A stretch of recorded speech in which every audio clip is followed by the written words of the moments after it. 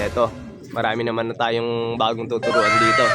Kaya di na din tayo tatama rin sa pag-iibon mga tropa. Kasi nga back to zero talaga. Halos 2 buwan din yata akong walang paronda o 3.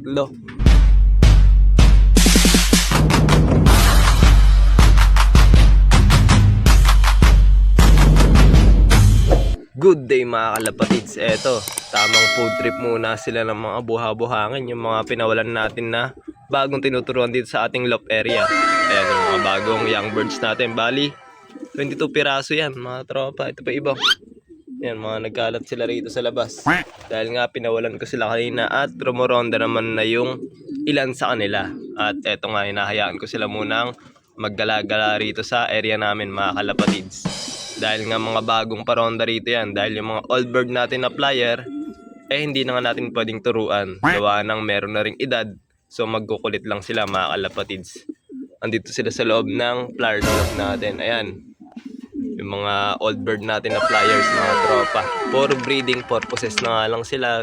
Dahil nga ayoko na rin silang pawalan. At nangihinayang na rin ako sa linyada nila pag nawala pa sila mga kalapatids. Kaya yung mga lahi na lang nila yung ililipad natin. At eto nga, mga naggagala rito sila mga kalapatids. Oh. Ayan. Grabe, ang healthy nila. Oh. Halos lahat sila mga off color. Pero may ilan na blue bar at saka mga black check mga kalapatids. Oh, ayan. Oh. Ayan, ganda ng 2 pula na yan. Oh.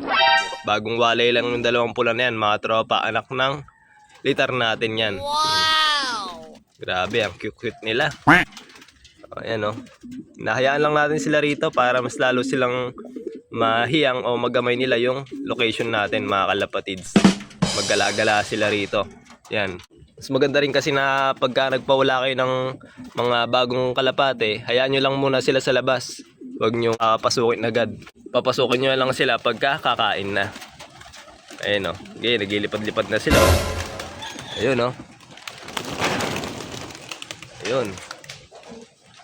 Grabe, ang kapal niya mga tropa dahil nga 22 piraso yan. Ayan. Mga bago nating tinuturuan dito sa ating bagong loft area mga kalapatids. Yan. Dito nakapwesto yung loft natin sa harapan ng bahay namin. Dito lang sa dati, nasa likod pa. Napaputik, pero dito, ayan. Maganda na yung pwesto natin dahil nga buhangin na mga tropa. Ayun, no. Pero meron din pala akong tinuruan dito na medyo may edad na rin na flyer natin sa dati nating loft. Pero ngayon, eto, mga natuto na rin naman dito mga kalapatids. Mga edad na to, nasa 6 months pa lang. Ayan, yung pula na yan, no?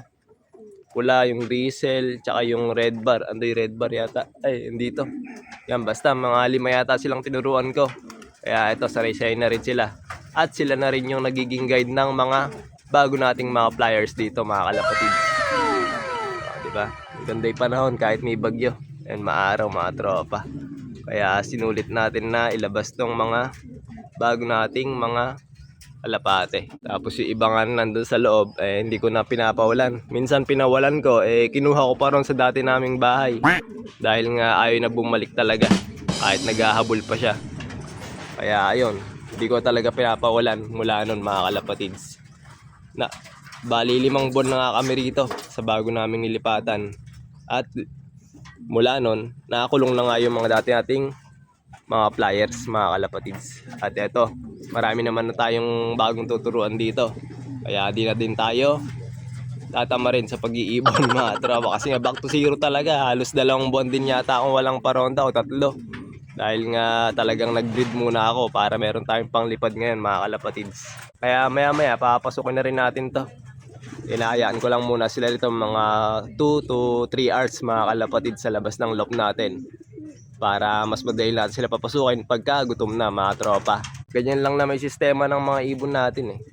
Lipad-lipad lang dito, tapos baba, tapos mamaya ronda ulit, baba ulit. Ayan, para mas lalo lang masanay dito sa ating location. Ayan, ganda ng panahon, napaka-araw, tirik na tirik yung araw mga kalapatids. Kaya mag-viewing na rin kayo pagka ganyang maganda yung panahon sa area nyo. Ayan, balikan ko lang kayo mamaya pagka papasukin na rin natin tong mga bago nating mga warriors.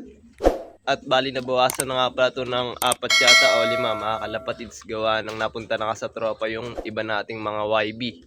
Kaya itong mga bago nating tinuturuan na yan, nasa 22 piraso nga mga kalapatids. At meron pa tayong mga bagong haharbisin dito sa ating mga breeders. Ayan.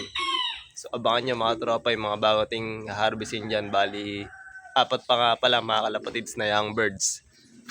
At yung dalawa ron, malapit na mga 1 week na lang pwede nating kunin mga tropa. Bali, pinawalan nga pala natin sila ng 7:30 at time check muna tayo mga tropa.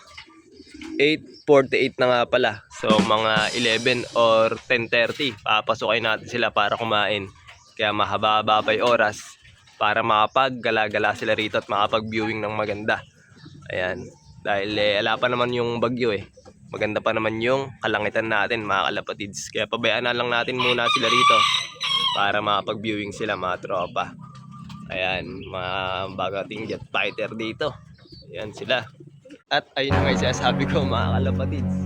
Mga nagrondahan na yung mga warriors natin. Ayun sila sa gawin na to Ayun Yung mga naiwan pa rito. Ayan. Ayan, mga takot pa sa rondahan. Pero iba yun. Ayan sila Diba?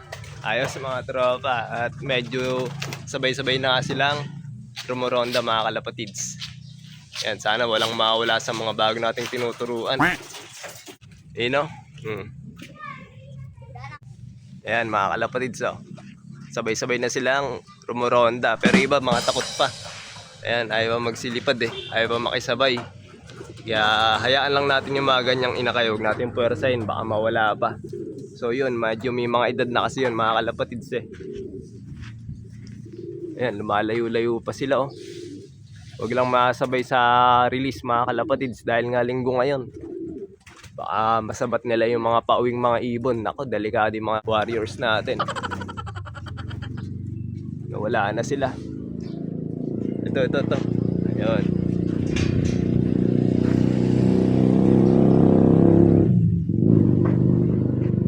Ayan, malakas talaga yung mga bago nating mga flyer na yan. Ito lang itong medyo matamlay pa Ayaw pa magsironda. Ayan. Update ko lang kay mamaya mga tropa pagka bumaba na yung mga ibon natin. At eto na nga sila mga kalapatids. Nakaabang na nga para kumain. Pero maaga-aga pa para kumain pero maya-maya papasokin na nga natin sila dahil ayan na nga yung panahon dumidilim-dilim na mga kalapatids. Papasokin na rin natin sila. Oops, ano yan? Ayan, nangita yung oregano kay Aaron mga kalapatids Ibigyan sa mga kalapati natin to. Favorite nila to boy Ayan, oregano para sa mga kalapati natin yan. Ihalo natin sa patoka to. Pwede rin naman ipainom mga kalapatids Alright, yan, mamaya papakain na rin natin sila. Pasukin natin mga tropa. Baka umulan pa.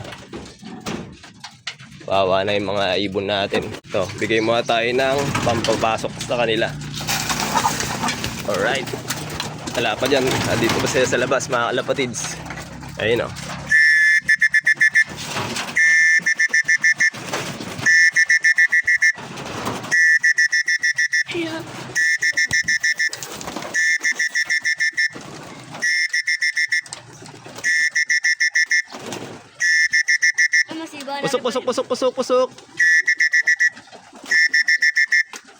Pusok. Pusok.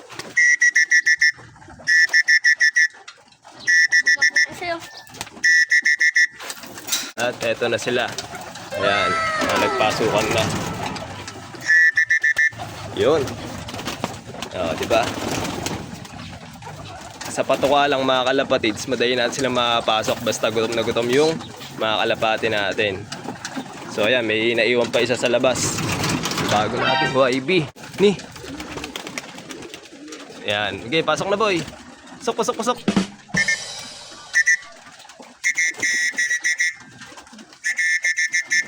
Ni. Pasok.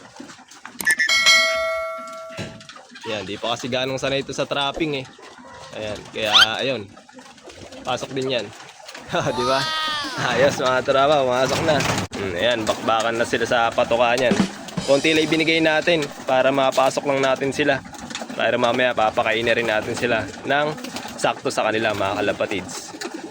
Alright. At syempre bago tayo matapos, shoutout na rin pala kay Sir Nico J. Posas, Jefferson Magpayo, Will Aldwin Perez, Cian Pagyo, Michelle Angeles, Arkin Robles, at kay Neben. Yon, at huwag nyo rin kalimutan mag-follow rin sa ating bagong FB page mga kalapatids. Like, share, subscribe. Ingat mga kalapatids. Peace out.